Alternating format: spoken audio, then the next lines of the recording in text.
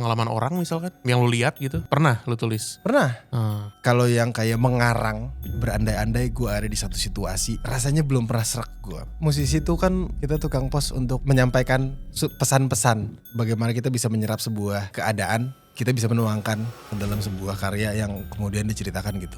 Gue lebih storyteller daripada penyanyi, gitu kali bahasanya. Acak lalen pokoknya nonton baik anak-anak YouTube, pokoknya gue apik. Bayanganku hilang, musik video wis out now kayak gue ya. Mantap.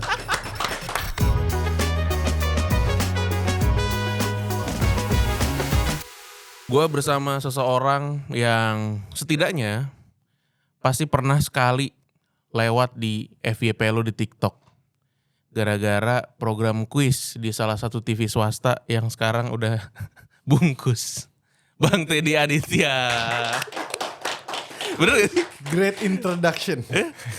Gue soalnya apa ya, kayak ini gue yakin banget banyak ibu-ibu yang akhirnya kenal lu, mbak-mbak. Iya. Bener gak sih? Ketemunya masih dipanggil Tompi, masih sampai tahun 2025 masih ada. Masih ada kan? Itu kan udah dari tahun berapa ya? Itu 2018, 19 kayaknya. Karena itu promo rilis album kedua. 6 tahun yang lalu.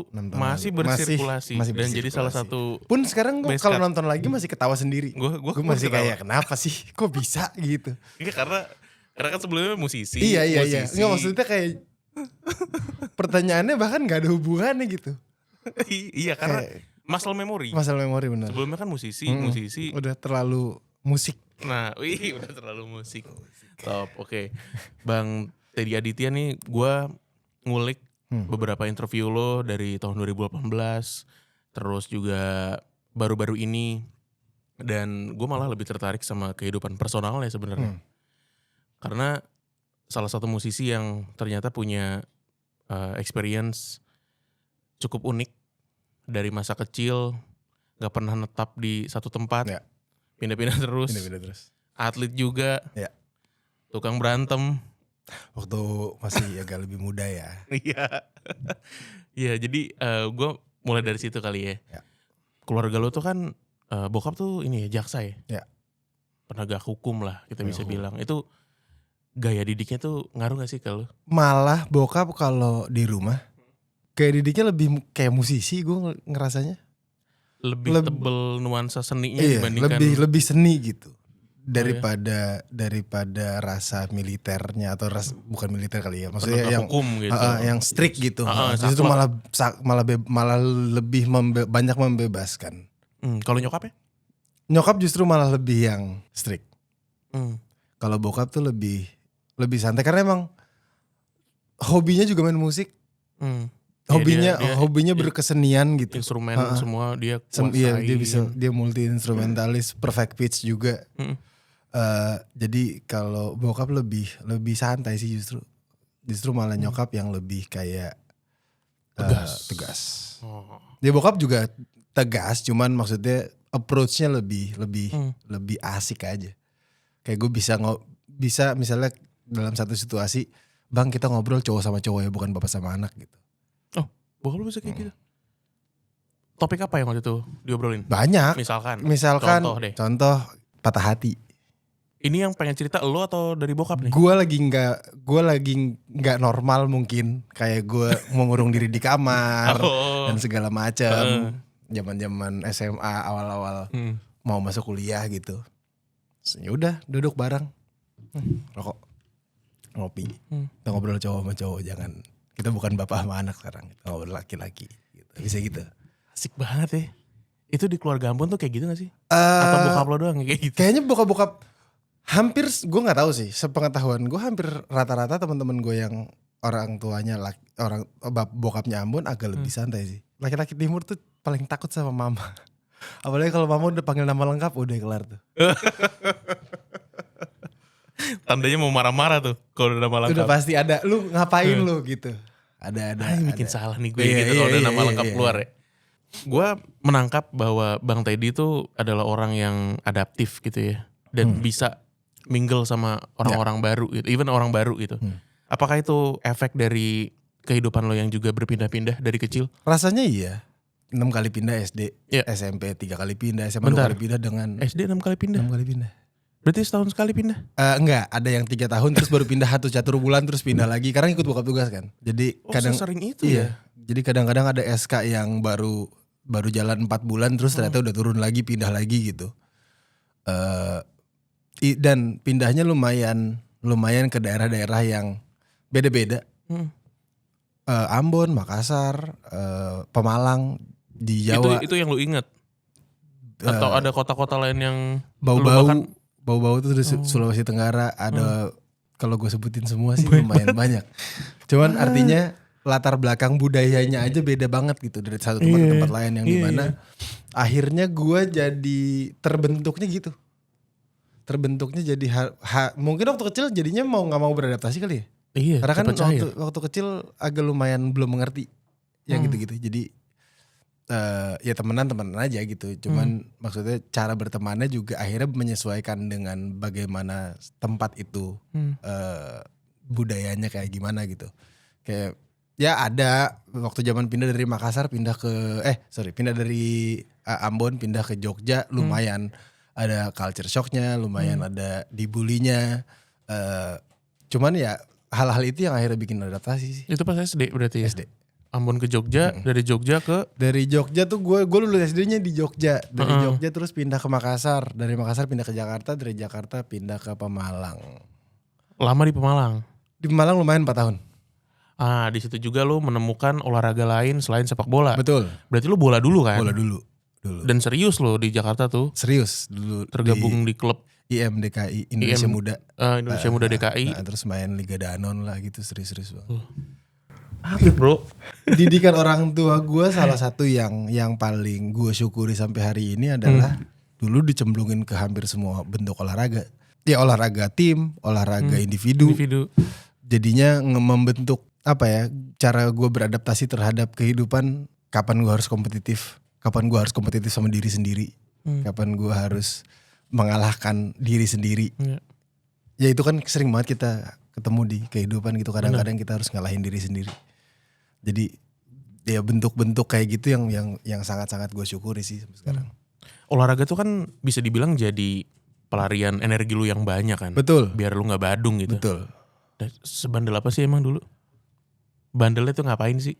Waktu agak kecil gue gak inget sih nih. Cuman sebelum sekolah kalau kumpul keluarga misalnya gue ke rumah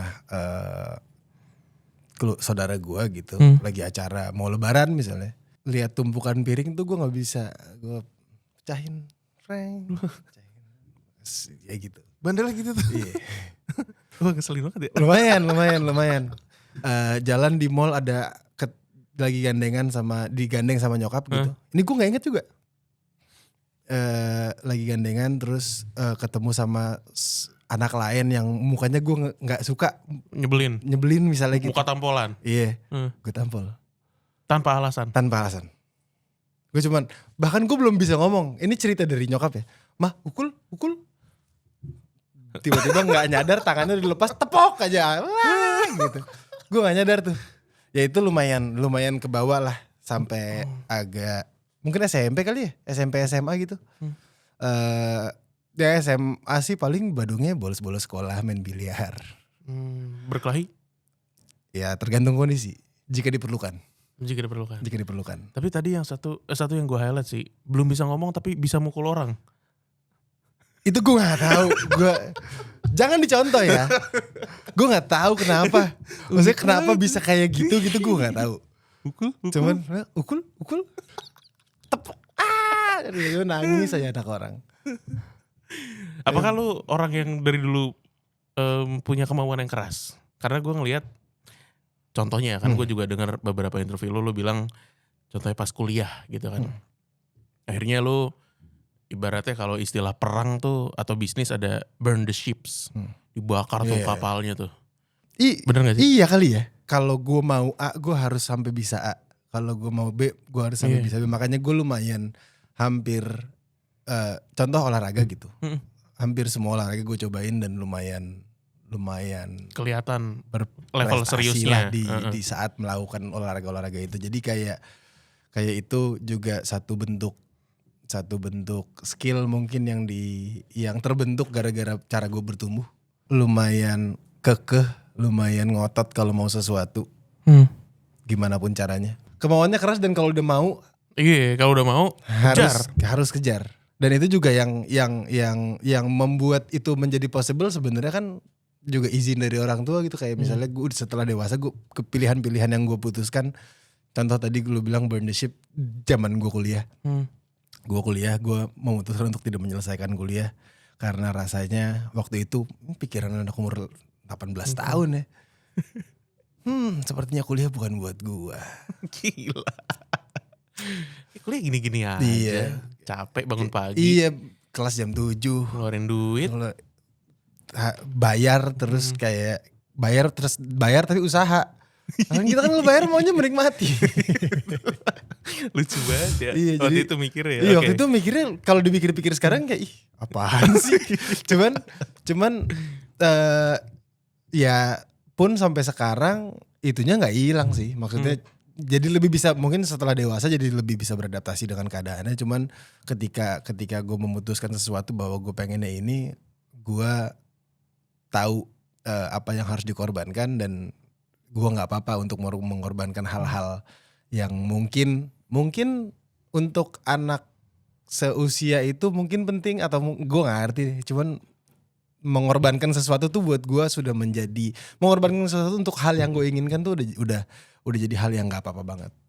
Oke. Gitu. Tapi konteksnya ketika kuliah itu kan lu, gue nggak mau lanjut deh. Itu semester berapa? 4 Semester menuju ke 5. Menuju semester 5. Ya. Waktu itu lu udah aktif manggung ya? Udah aktif manggung. Apakah setelah itu secara karir atau panggungan tuh reguler? Lumayan sih. Lumayan ada beberapa panggungan yang harus bikin gue bolos kuliah. Bahkan waktu UAS, harusnya UAS, terus gue manggung, gue izin sama dosennya, Bu, saya mending saya manggung apa mending saya UAS. Kata dosennya, ini absen kamu juga udah berantakan, manggung aja. Oh, dosennya malah ngasih lampu hijau? Iya. Karena dosennya juga beberapa kali telat kelas gara-gara nonton gue di Dahsyat. Oh, dosennya fans lu ternyata. Support. Umurnya jauh? Maksudnya udah, sama si dosen? Enggak, udah jauh. Tapi dia menikmati musik-musik. Iya. Suportif banget ya? Suportif banget. Ya dosen alhamdulillah sih gue hampir selalu ketemu sama orang yang suportif sih. Berarti gak ada fase dimana wah anjir nih sepi lagi, tau gitu gue kuliah aja. Ada kayak gitu ya gak? Gak pernah sih. Gak pernah. Gue tidak pernah menyesali keputusan gue yang keputusan yang bener nih gitu. Karena keputusannya waktu itu adalah kenapa gue tidak mau melanjutkan kuliah supaya gue gak punya plan B. Iya. Ketika musik gue gak works, gimana caranya ini harus works? Itu yang tertanam. Jadi gak pernah ada sekalipun kepikiran kayak tau gitu gue kelarin. Musiknya gak works gitu. Kayak emang keputusannya adalah gimana caranya supaya musiknya works. Jadi gue gak mau punya plan B. Nah itu keputusan yang gak pernah gue sesalin sampai hari ini. Music career itu berarti apakah Boys to Boys tuh berarti setelah Boys ini to Boys itu zaman gue kuliah juga 2000. Jadi gue lulus setelah SMA, jadi backing vokal kan berarti? Setelah. Jadi gue lulus kuliah 2008 terus jadi backing vokal dulu. Keenakan 2 tahun, gue baru masuk kuliah 2010. Oh, gap year di situ. Iya. 2 tahun itu. Terus 2010 gue masuk kuliah. Ternyata 2010 tuh ketemu sama Boys to Boys gitu. Jadi sambil jalan kuliah, sambil udah mulai, ya Boys to Boys juga awalnya bercanda-bercanda doang. Terus ternyata jadi diundang-undangin manggung di acara TV. Zaman dulu kalau udah manggung di acara TV, pensi pasti ngundang gitu. Iya. Dulu kan belum segitunya sosmed ya. Iya. Bercanda lu waktu itu YouTube kan? YouTube. Bikin cover-cover di YouTube. Bahkan kita bukan gak punya channel YouTube sendiri, YouTube-nya Adera waktu itu.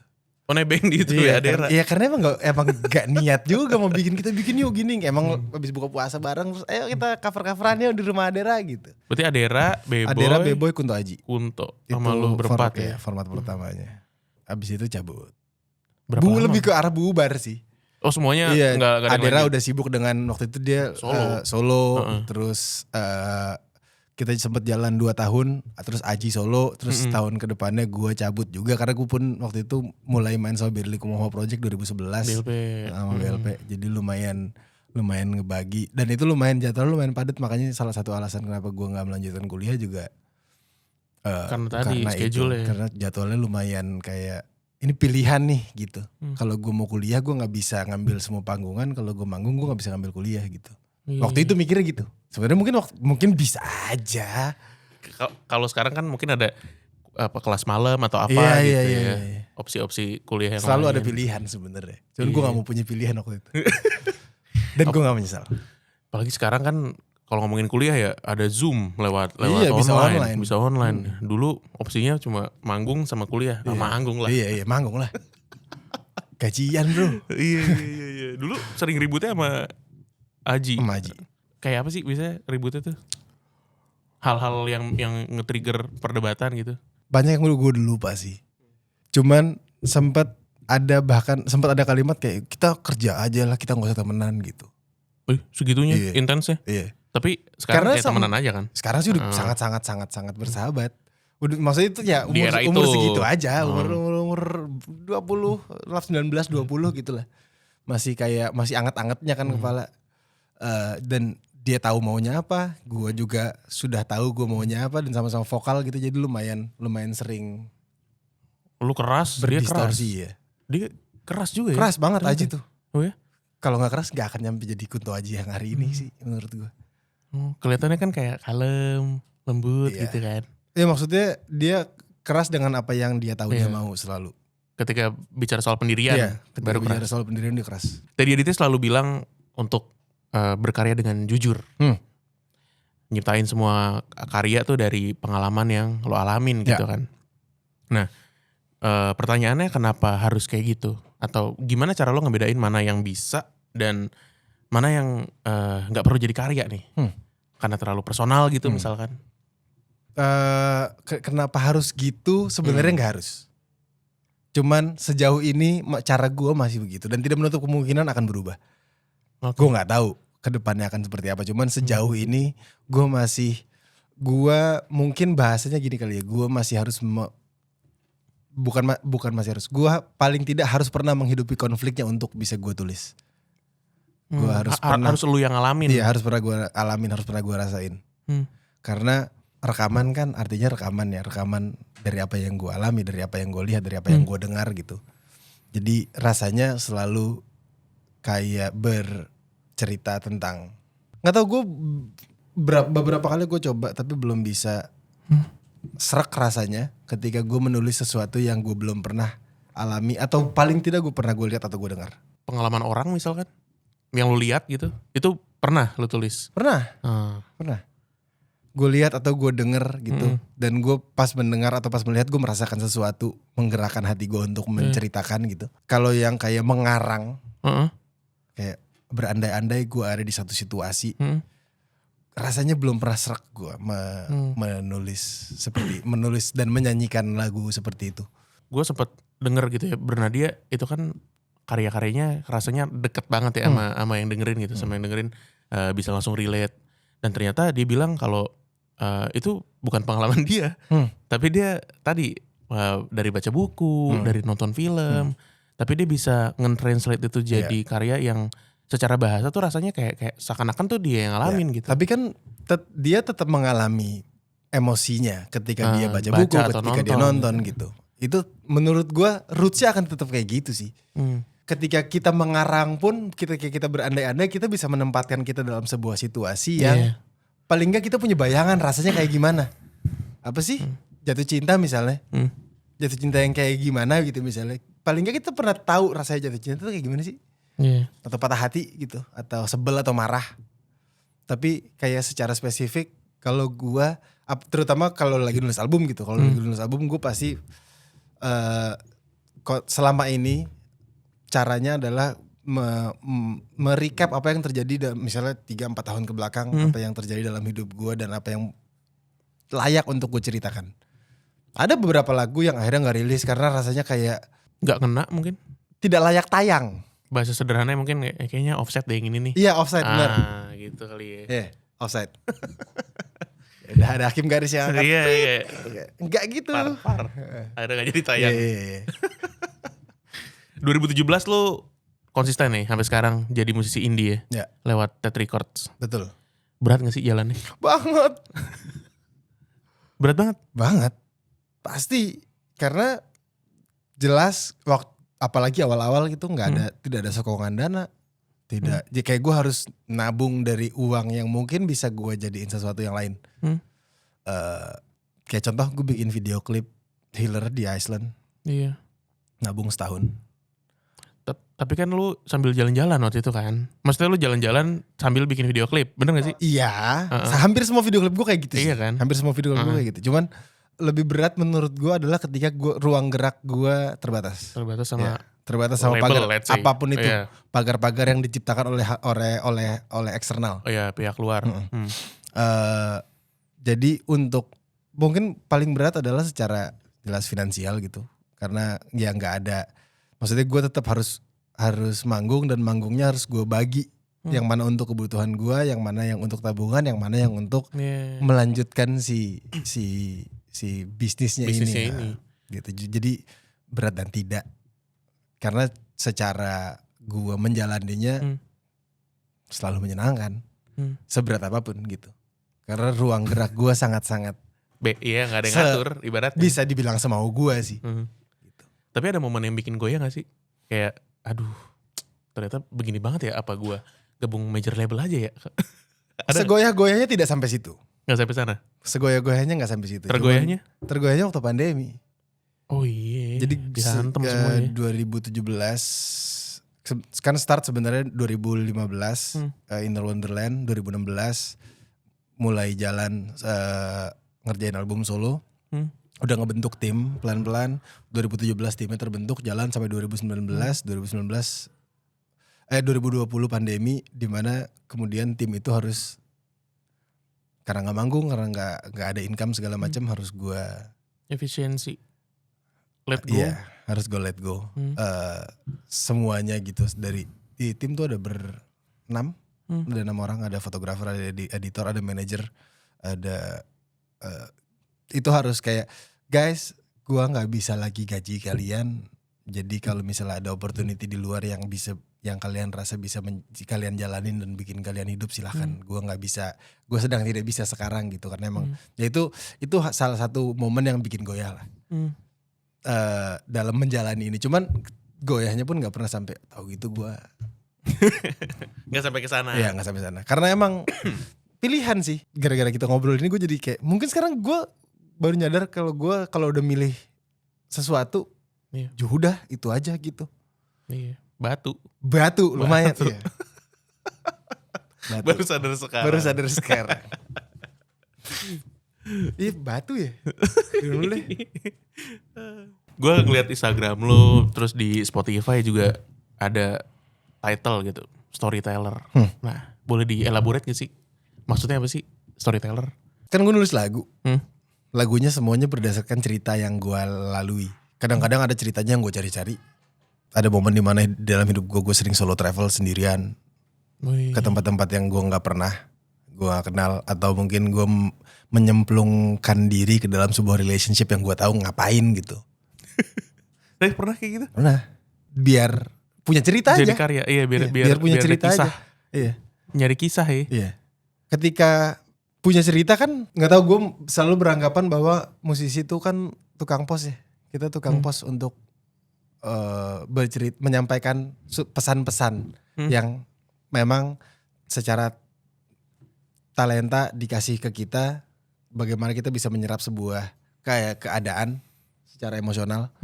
Terus kita bisa menuangkan ke dalam sebuah karya yang kemudian diceritakan gitu. Makanya kenapa gue selalu bilang gue lebih storyteller daripada penyanyi.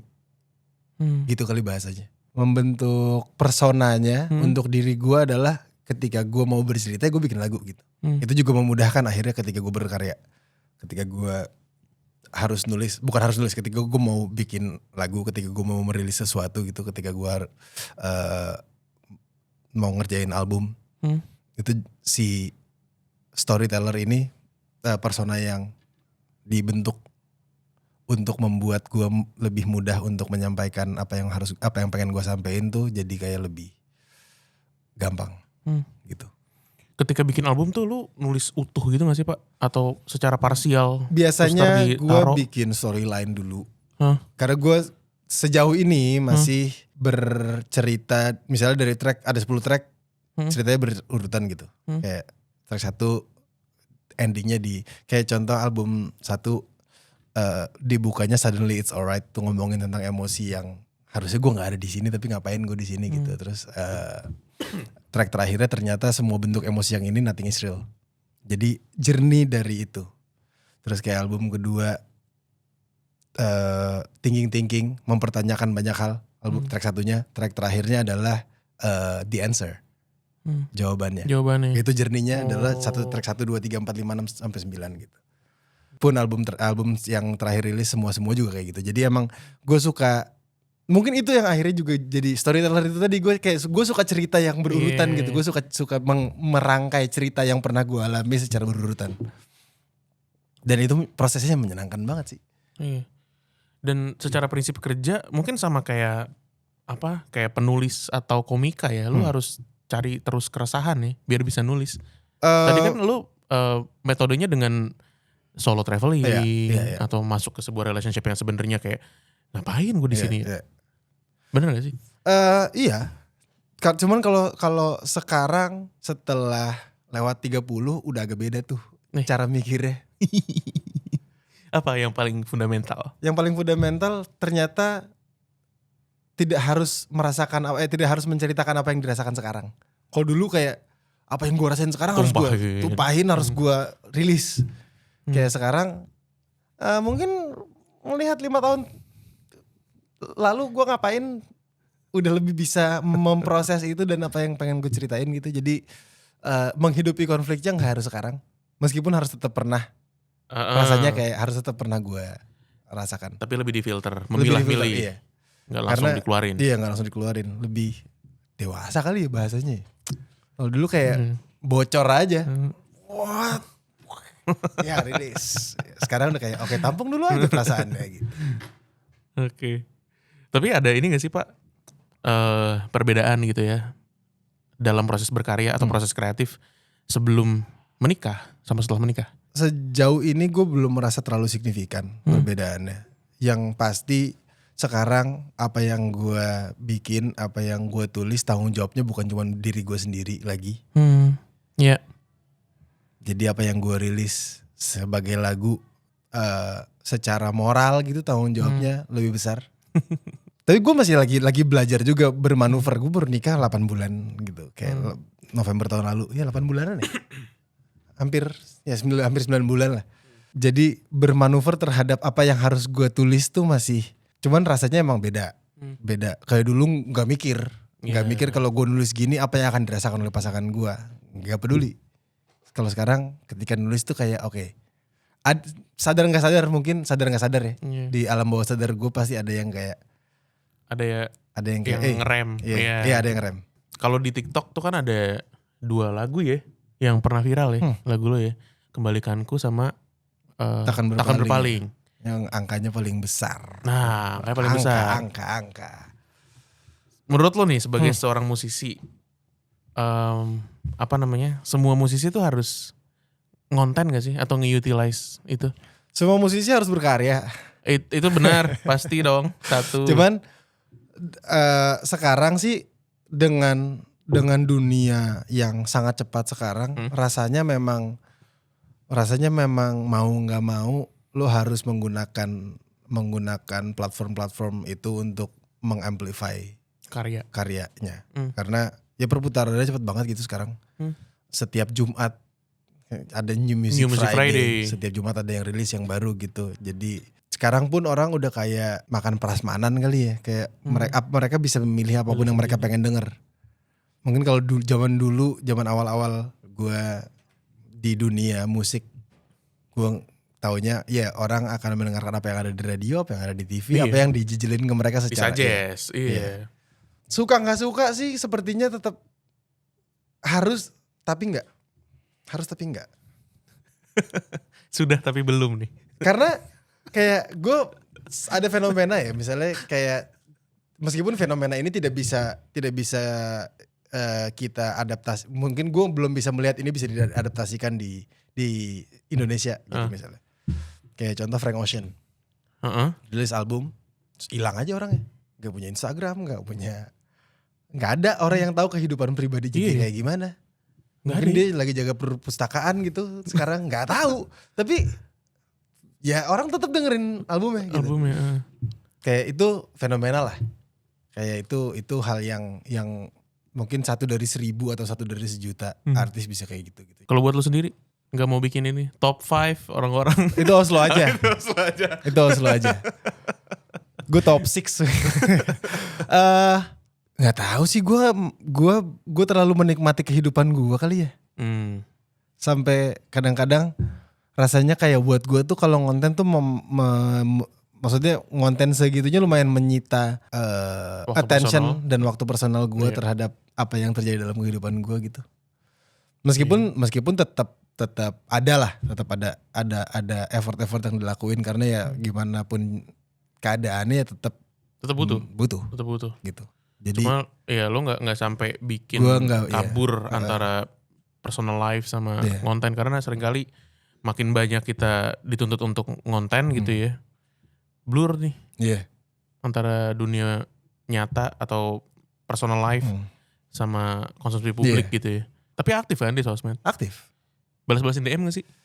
Gue lebih balas-balasin DM daripada rajin ngepost. Ada yang aneh ya DM-nya? Orang banyak tuh tiba-tiba bang minta info locker gitu. Semua orang di spam DM kayak gitu. Gak ada sih. Aman nih? Aman. DM gue masih sehat. Gak ada yang nyapa-nyapa so asik gitu? Ya kalaupun nyapa so asik menurut gue ketika lu mengidolakan seseorang sih sah-sah aja kali ya. Ya apapun dilakukan biar dibalas kali ya. Iya banyak kayak gitu juga sih. Sah-sah aja sih, maksudnya itu bukan hal yang aneh menurut gue. Kayak ada orang yang so asik karena memang dia mengidolakan lu gitu menurut gue. Ya itu menjadi tanggung jawab lu sebagai seorang idola juga kali ya. Untuk memberi ruang kepada orang-orang yang mengidolakan lu untuk punya cara untuk connect. Iya, cara untuk connect bagaimanapun caranya yang mereka lakukan gitu. Jadi kayak toleransi gue lumayan tinggi sama hal yang kayak gitu. 2 tahun lalu 2023 album semua ya itu untuk pertama kalinya lo ngerilis album full berbahasa Indonesia. Ya. Kenapa tuh? Lebih mudah nulis dalam bahasa Indonesia atau bahasa Inggris? Dulu gue kenapapun 2 album pertama bahasa Inggris semua karena gue nggak pede nulis lagu bahasa Indonesia. Malah nggak pede? Nggak pede gue. Nulis lagu bahasa Indonesia? Iya.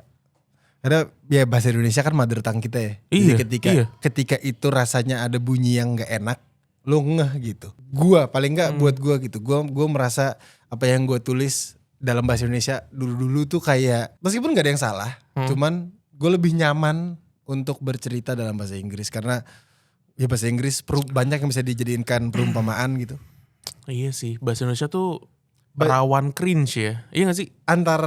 Dulu yang gue paling takutin adalah antara cringe atau over poetic yang lu ngomongin apaan sih. Idola-idola gue yang kayak Glenn Fredly lagunya juga enggak, maksudnya lagunya sangat mudah untuk diterima tapi juga enggak cringe tapi enggak juga terlalu puitis yang gimana banget gitu loh.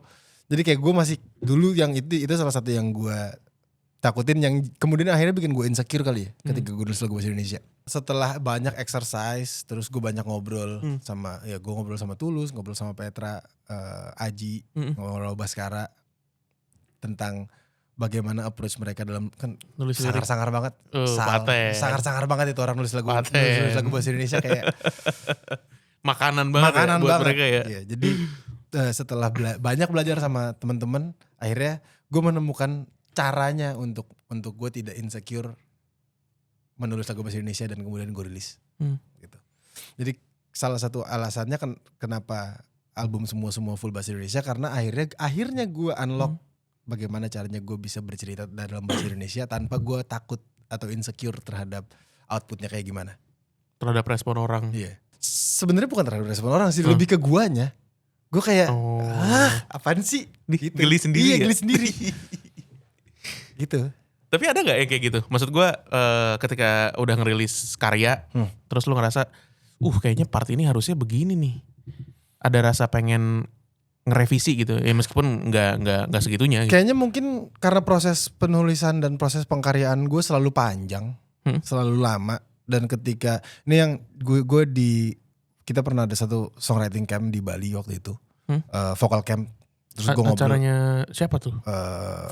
Vocal camp gitu, banyak pesertanya berarti? Banyak. Oh. Ada Afgan, ada Eva Celia, ada Tulus, ada Aji, rame lah. Ada Mbak Dewi Lestari. Nah, gue ngobrol tuh sama Mbak Dewi Lestari. Kita ngobrol terus kayak, Ted, sama kayak manusia. Musik tuh ada nyawanya juga. Lagu tuh ada nyawanya juga. Jadi ketika kamu habis nulis, diemin dulu. Biar dia bernafas, biar dia tersuntik energi dulu. Abis itu baru kamu respon lagi. Mau diapain, mau kemana nih lagu gitu. Mungkin dalam proses pengkaryaan itu yang gue, maksudnya mindset itu yang terus gue tanamkan gitu. Jadi selalu sebelum masuk ke dalam rekaman, setelah gue tulis tuh gue diemin dulu. Sebulan, 2 bulan, abis itu gue dengerin lagi. Baru setelah lagunya udah punya nyawa. Baru gue respon, oh ternyata yang ini gak gini bahasanya. Mungkin ini bisa dirubah kayak gini. Ini mungkin bahasanya lebih kayak gini. Oh ternyata yang ini gak nyambung. Oh ternyata banyak yang gue temukan kayak gitu. Akhirnya memang setelah dirilis gak pernah ada yang sampai kayak ini ya kayaknya harusnya bahasanya gini gitu. Karena udah mateng pohon tuh ibaratnya. Iya. Berarti habis nulis tuh ada proses marinasinya. Marinasi dulu benar. Biar bener-bener Biar dia ngeresep pada ngeresep. nyawanya. Ada pas digigit udah kayak jadi nih gitu. Pun maksudnya gue juga karena gue gak sekolah musik, gue juga maksudnya gue belajar ya dari ketemu orang yang orang-orang hebat yang gue temui di jalan lah, maksudnya kayak ilmu itu, satu kalimat itu yang gue ngobrol sama Mbak Dewi Lestari di tahun 2019 aja menjadi terus-terusan jadi tertanam di kepala gue, yang kemudian terus-terusan jadi cara gue untuk mengeksekusi karya-karya gue gitu.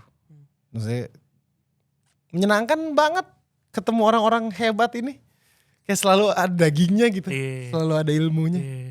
Nah salah satu opportunity lo untuk ketemu orang hebat dari industri lain kan juga dari film ya. Kemarin sempat main film Kakak Bos. Itu lu yang diajak terus atau lu jadi nawarin diri atau gimana? Jadi itu sebenarnya ajakan itu sudah dari sebelum pandemi. Oh lama ya? Udah lama. Jadi Ko Ernest, Ari Kriting sama Kak Glenn waktu itu kita mau bikin film. Mereka mau bikin film tentang Timur terus ngajakin gue lah. Ya singkat cerita Kak Glenn sudah berpulang duluan dan karyanya semangatnya tetap harus dilanjutin. Akhirnya diajakin, maksudnya akhirnya tetap diajakin untuk si karya Kakak Bos ini gitu. Info-infonya udah dari sebelum pandemi. Tapi baru terjadinya setelah itu 2024 tahun lalu ya filmnya. Iya tahun lalu ya. Iya gue syuting 2023. Iya tahun lalu. Seneng gak tapi lo? Parah. Belajar banyak banget. Gila orang-orang film sih. Mad respect. Oke lah. Apa yang paling ini deh, yang paling bisa lo ambil dan lo terapkan? Cara kerja sih. Profesionalismenya levelnya udah different. Mereka datang di waktu yang seperti apa. Terus bagaimana mendalami sebuah karakter. Terus kayak ketika ada satu scene. Ini gue belum pernah cerita. Ada satu scene di mana take sampai 6 kali gara-gara gue mulu yang salah. Scene panjang banget. Kayak skripnya 3 lembar gitu. 4 lembar gitu. Salahnya di gue mulu. Terus itu scene-nya ramean gitu. Ada G Pamungkas, ada Ko Ernest, ada semua. Pressure banget tuh. Di situ kayak live mereka bantuin gua. Ada bahkan kalimat-kalimat yang kemudian dirubah untuk mancing gua untuk merespon terhadap sesuatu gitu. Kayak itu belum, mungkin beda caranya yang gue temukan di musik gitu. Kayak kita improvisasi, kita main, kita ngejam apa segala macam. Cuman itu kayak real life lo lagi take. Mereka sambil kayak bantuin gue coaching lah gitu bahasanya. Sambil kayak si G dan Ko Ernest sih kayak, ketika lu ngomong gini nanti di kepala lu ngomong gini aja. Tapi lu sambil lakukan dialog lu kayak segala macam gitu, kayak supaya emosinya beda sama apa yang lu kalimatin, karena itu yang dibutuhin sama kamera gitu. Ya. Wow,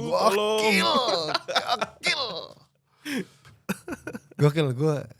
Itu salah satu pembelajaran yang sangat-sangat membekas dan gak akan gue lupain sih. Syuting.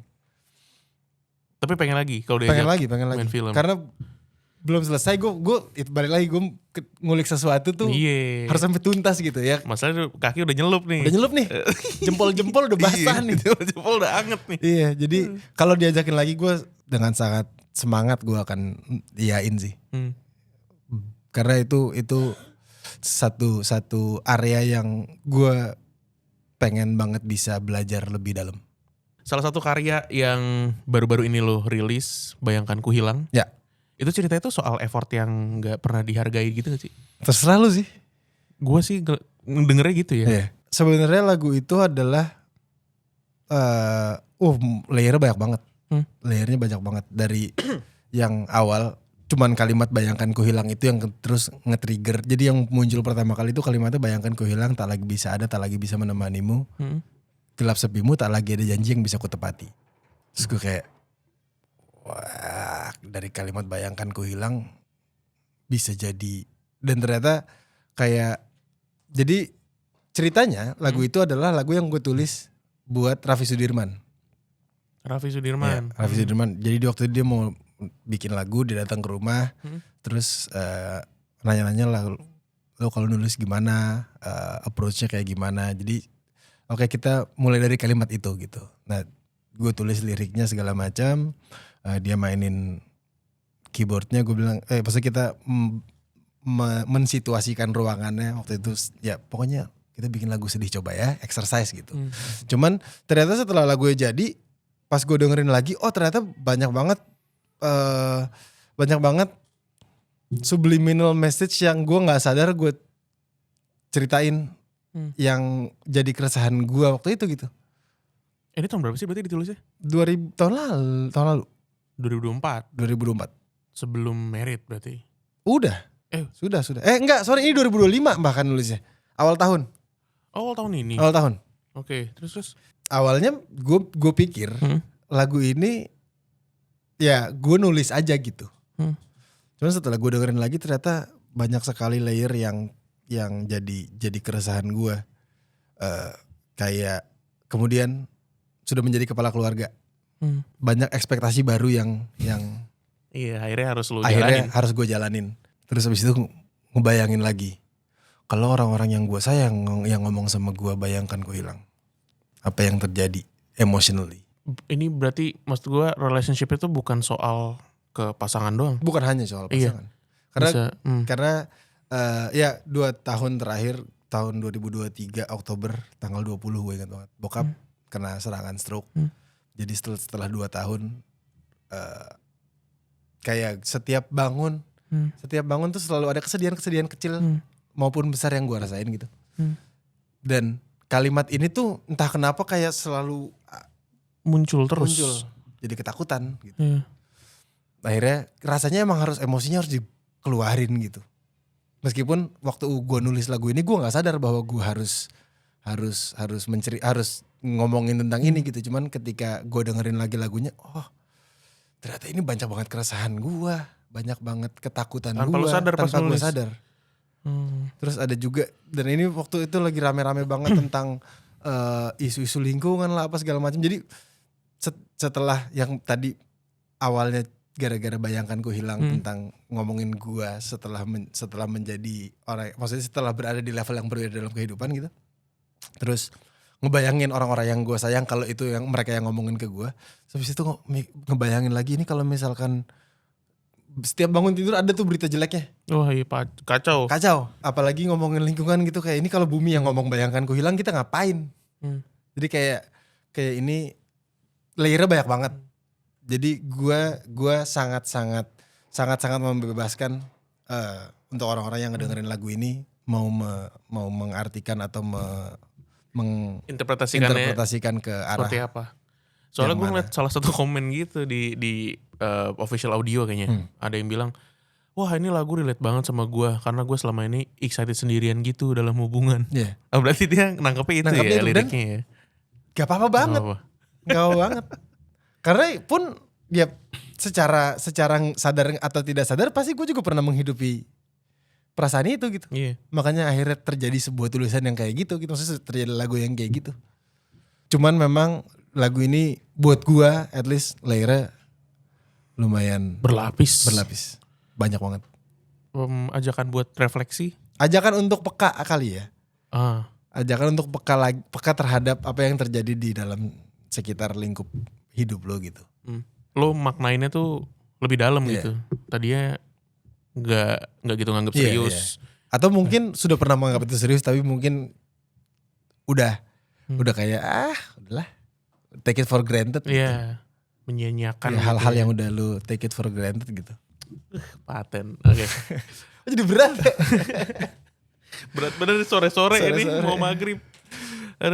Lo kan cukup produktif dalam berkarya, banyak juga dapat penghargaan. Nah, sebagai musisi, tadi main film udah, apalagi sih yang pengen lo lakuin? Jadi atlet udah, atlet juga macam-macam, bola, tenis, musisi udah, aktor udah, apalagi sih yang pengen lo explore? Kayak sekarang apapun yang akan datang ke gue nih, udah nggak, ambisinya udah nggak kayak dulu. I wanna do everything. Gitu. Kayak dulu tuh gue I wanna do almost everything. Semuanya gue cobain, semuanya gue dalemin gitu. Kalau sekarang kayak gue sangat happy menjalani apa yang gue jalani dan gue pengen jadi expert dari apa yang gue jalani gitu. Jadi kayak gue mau jadi suami yang expert, gue mau jadi mungkin insya Allah suatu hari jadi bapak yang expert, gue mau jadi apa yang expert dalam apa yang gue jalanin gitu. Mau jadi musisi dan bisnismen yang expert. Pengen lebih mendalami apa yang sudah gue jalanin sih. Oke. Kalau di Ted Records sendiri, lo bakal ngeluarin ini gak sih, roster lagi gitu? Itu selalu jadi mimpinya sih. Selalu jadi mimpinya. Cuman sejauh ini memang gue nggak tahu apa karena namanya terlalu Teddy Aditya. Iya. Jadi kayak selama ini kalau ada yang datang ke gue untuk berbagi, akhirnya jadi gue berbagi pengalaman experience. Dan gimana caranya menjalani sebuah label sendiri aja. Dan tidak, gue sih pengen punya pengalaman ngerjain artis yang ada dalam ini gue, label gue. Artinya gue pengen, maksudnya karena sekarang kan udah banyak banget yang aksesnya bisa banyak banget untuk lo. Sekarang lo dari depan laptop aja lo nggak perlu label untuk rilis lagu gitu. Lo cuma lo CD baby, upload masuk Spotify, 2 minggu lagi aman. Cuma butuh internet. Iya. Gue pun sedang belajar bisnisnya gitu. Kayak apa yang gue bisa kasih sebagai label untuk orang yang di luar gue, supaya orang yang di luar gue bisa merasakan apa yang gue rasakan dalam menjalani bermusik, merilis musik, tapi dalam sebuah label yang rasanya bisa kayak gue, tetap happy, tetap bisa leluasa tanpa ada batasan-batasan melakukan apapun gitu. Jadi berat ya dari tadi ya. Gue pernah kalau nonton interview dia ketawa-tawa mulu. Nanti buat closing nih, gue tahu lo menguasai banyak aksen. Lo ngobrol sama orang Betawi, lo jadi orang Betawi. Lo ngobrol sama orang Timur, jadi aksennya Timur. Sama orang Pemalang bisa ngapak juga. Bisa. Coba dong ajak penonton nih buat dengerin atau nonton. Ntar ada MV-nya gak sih? Ada. Akan rilis tanggal 20 Agustus ini, tayang kapan? Oh ini mungkin di next 2 weeks atau next weeks? Next week berarti sudah tayang, udah ada di YouTube gue. Bayangkan Ku Hilang video klipnya. Itu gimana ajakan? Nah iya, ajak teman-teman buat nonton MV-nya Bayangkan Ku Hilang. Pakai 3 aksen tadi.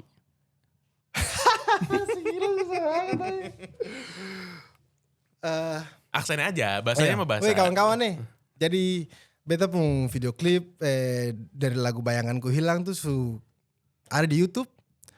Jadi lu pada bisa nonton aja langsung ke YouTube Teddy Aditya ya kan. Tinggal ketik aja di HP lu kayak di mana kayak, pokoknya cakep dah video klipnya ya kan. Acak lalen pokoknya nonton baik anak-anak YouTube. Pokoknya kue apik. Tong seneng karena video klipnya di repost, dibagikan ke kanca-kancane, pokoknya sih penting wis Bayangan Ku Hilang musik video wis out now kayak gue ya. Mantap. Well, thank you so much. Thank you.